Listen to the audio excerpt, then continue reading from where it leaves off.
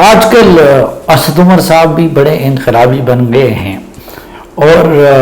حماد اظہر صاحب بھی بڑے انقلابی بن گئے ہیں، جن کے والد نے اسٹیبلشمنٹ کے ایما پہ اس وقت نواز شریف سے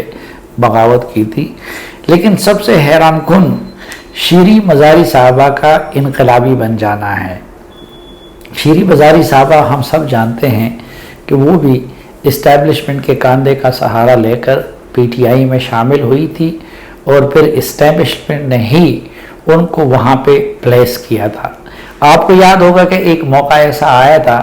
کہ جب انہوں نے ایک تقریر کی تھی جنوبی پنجاب میں مخصوص حالات کے تناظر میں، اور اس کے بعد عمران خان صاحب ان سے ناراض ہو گئے تھے اور ان کی ٹرولنگ شروع کی گئی تھی اور ان کے بیٹی کو بھی نشانہ بنایا گیا تھا۔ اور شیریں مزاری صاحبہ کے وہ بیانات ریکارڈ پہ ہیں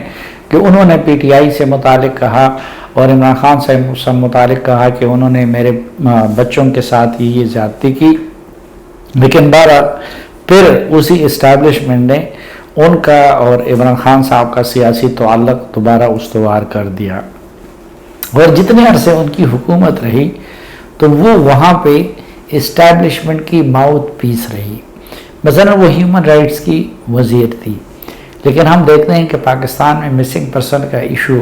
کیسا بھیانک شکل اختیار کر گیا ہے، لیکن اسٹیبلشمنٹ کی وجہ سے کبھی ان کو ہمت نہیں ہوئی کہ وہ اس معاملے سے متعلق کوئی ٹھوس قدم اٹھا سکیں۔ لیکن آج وہی شیریں مزاری صاحبہ کہہ رہی ہے کہ جی cabinet committee on national security اور اس سے متعلق D G I S P R کا بیان جو ہے وہ سیاست ہے۔ فوج سے متعلق شیریں مزاری کے اس طرح کے بیانات کو دے کے مجھے تو حیرت ہوتی ہے کہ کہاں کی پیداوار اور کہاں کی سرپرستی اور کہاں کے سہارے، اور آج وہ کس طرح کی زبان بول رہی ہے۔ تو اس پہ مجھے ایک واقعہ یاد آتا ہے، وہ واقعہ آپ کے ساتھ شیئر کرتا ہوں، اور اسی طرح کے درجنوں سینکڑوں واقعات ہمارے سینے میں راز پڑے ہوئے ہیں۔ اور واقعہ یہ ہے کہ جب معید یوسف صاحب وہ معاون خصوصی بنے نیشنل سیکیورٹی کے لیے، تو ظاہری بات ہے کہ وہ تو یہاں کے کلچر اور ماحول سے واقف نہیں تھے، تو معید یوسف صاحب نے ایک چھوٹا سا بیان جاری کیا، اور تو جب وہ پھر آپس میں اکٹھے بیٹھے تو عمران خان صاحب کی موجودگی میں معید یوسف صاحب سے شیریں مزاری صاحبہ نے کہا کہ یہ آپ نے کیا کر دیا ہے؟ معید یوسف صاحب حیران ہو گئے کہ میں نے کیا غلطی کی ہے۔ انہوں نے کہا آپ نے وہ خارجہ پالیسی سے متعلق بیان جاری کیا ہے اور آئی ایس پی آر سے اس کی کلیئرنس نہیں لی تھی۔ تو اب ظاہری بات ہے ان کی منسٹریل حیثیت تھی، انہوں نے کہا کہ میری پرائم منسٹر سے اس پہ بات ہوئی ہے۔ تو شیریں مزاری صاحبہ نے کہا کہ نہیں، اس طرح نہیں ہو سکتا، یہ یہاں پہ یہ ٹریڈیشن ہے کہ خارجہ پالیسی سے متعلق اور نیشنل سیکیورٹی سے متعلق جو بھی وزیر جو بیان جاری کرے تو اس کو آپ کو آئی ایس پی آر سے کلیئر کرنا ہوگا۔ اور پھر وہ معاملہ یہاں تک آپ پہنچا کہ معید یوسف صاحب نے اس وقت کے جو D G I S P R تھے ان سے شکایت کی کہ بھئی یہ کیا روایت ہے، اور اس کے لیے بھی D G I S P R نہیں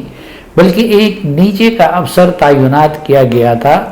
کہ وہ قومی سلامتی اور خارجہ پالیسی سے متعلق وزراء کے بیانات کی کلیئرنس دیتا تھا۔ وزراء کے بیانات پہلے فارن آفس نہیں جاتے تھے بلکہ اس کو آئی ایس پی آر کا وہ اہلکار کلیئر کرتا تھا۔ اور میں آج آپ کو یہ بھی بتاؤں کہ جب پی ٹی ایم کا معاملہ گرم تھا تو آئی ایس پی آر کے وہ اہلکار صبح ڈیوٹی لگاتے تھے مراد سعید صاحب کی اور شہریار افریدی صاحب کی، علی محمد خان صاحب کی اور شبلی فراز صاحب کی، کہ کس نے آج کیا کہنا ہے، کس نے پارلیمنٹ میں کیا کہنا ہے، کس نے پریس کانفرنس کرنی ہے اور کس نے کیا الفاظ استعمال کرنے ہیں۔ تو یہ قیامت کی نشانیاں ہیں کہ آج وہ شیریں مزاری صاحبہ یہ کہہ رہی ہیں کہ جی D G I S P R کو cabinet committee on national security से मुतालिक बयान नहीं देना चाहिए था, क्योंकि वो उसे सियासी बयान करार दे रही हैं। हालांकि पहली बात तो ये है कि अगर ये सिर्फ सियासत का और सफारत का मसला था तो फिर इमरान खान साहब ने उससे मुतालिक cabinet committee on national security का इजलास क्यों बुलाया, जिसमें तमाम सर्विसेज चीफ शरीक थे। और अब जब इमरान खान साहब और उनकी काबीना के वज़रा और फिर शेख रशीद जैसा आदमी, जो कि अपने आप को बड़े फखरिया अंदाज में GHQ का बंदा और गेट नंबर 4 की पैदावार कहते थे, जब वो अफवाज पाकिस्तान के सरबराहों के सर झूठ बांध दे तो DGISPR क्यों नहीं बोलेगा, जो उनका तर्जुमान है, जो तमाम अफवाज के सरबराहों का तर्जुमान है, तो वो उनकी पोजीशन को क्यों नहीं क्लियर करेगा। और मैं फिर श्री मज़ारी साहबा से ये अर्ज़ करूँगा कि अगर आप लोग सच्चे हैं तो पहला सवाल ये है कि उस वक़्त एक रिटायर्ड फौजी यानी जनरल तारिक खान की सरबराही में कमीशन बनाने की बजाय आप लोगों ने जुडिशल कमीशन क्यों नहीं बनाया। और फिर उस मीटिंग के मिनट्स आप लोगों ने सर्विसेज चीफ से और दीगर शुरका से दस्तखत क्यों नहीं करवाए। ये सवाल है जिसका जवाब इन सब को देना चाहिए। और अगर आपको सिविलियन सुपरमेसी इतनी पसंद थी